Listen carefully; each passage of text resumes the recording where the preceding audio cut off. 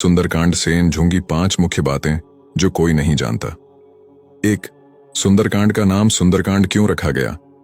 हनुमान जी सीता जी की खोज में लंका गए थे और लंका त्रिकुटाचल पर्वत पर बसी हुई थी। त्रिकुटाचल पर्वत यानी यहां 3 पर्वत थे। पहला सुबैल पर्वत, जहां केन मैदान में युद्ध हुआ था। दूसरा नील पर्वत, जहां राक्षसों के महल बसे हुए थे। और तीसरे पर्वत का नाम है सुंदर पर्वत, जहां अशोक वाटिका निर्मित थी। इसी वाटिका में हनुमान जी और सीता जी की भेंट हुई थी। इस कांड की यही सबसे प्रमुख घटना थी, इसलिए इसका नाम सुंदरकांड रखा गया है। 2. शुभ अवसरों पर ही सुंदरकांड का पाठ क्यों?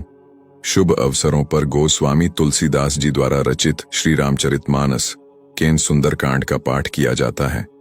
शुभ कार्यों की शुरुआत से पहले सुंदरकांड का पाठ करने का विशेष महत्व माना गया है। जबकि किसी व्यक्ति के जीवन में ज्यादा परेशानियां हो, कोई काम नहीं बन पा रहा है, आत्मविश्वास की कमी हो या कोई और समस्या हो, सुंदरकांड केन पाठ से शुभ फल प्राप्त होने लग जाते हैं।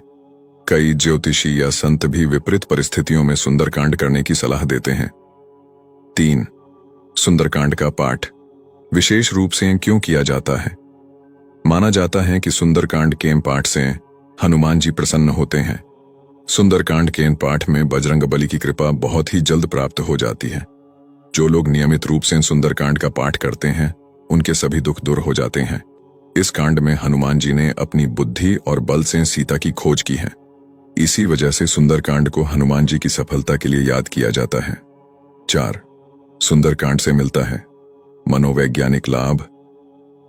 वास्तव में श्री रामचरितमानस के सुंदरकांड की कथा सबसे अलग है। संपूर्ण श्री रामचरितमानस भगवान श्री राम के गुणों और उनके पुरुषार्थ को दर्शाती है। सुंदरकांड एकमात्र ऐसा अध्याय है जो श्री राम के भक्त हनुमान की विजय का कांड है। मनोवैज्ञानिक नजरिए से देखा जाए तो यह आत्मविश्वास और इच्छा शक्ति बढ़ाने वाला है। 5.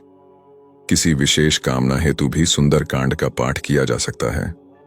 हनुमान जी अष्ट सिद्धि एवं नवनिधि के दाता है और सुंदरकांड के पाठ से अति प्रसन्न होते हैं। किसी विशेष इच्छा कामना हेतु साधक सुंदरकांड का पाठ कर सकता है।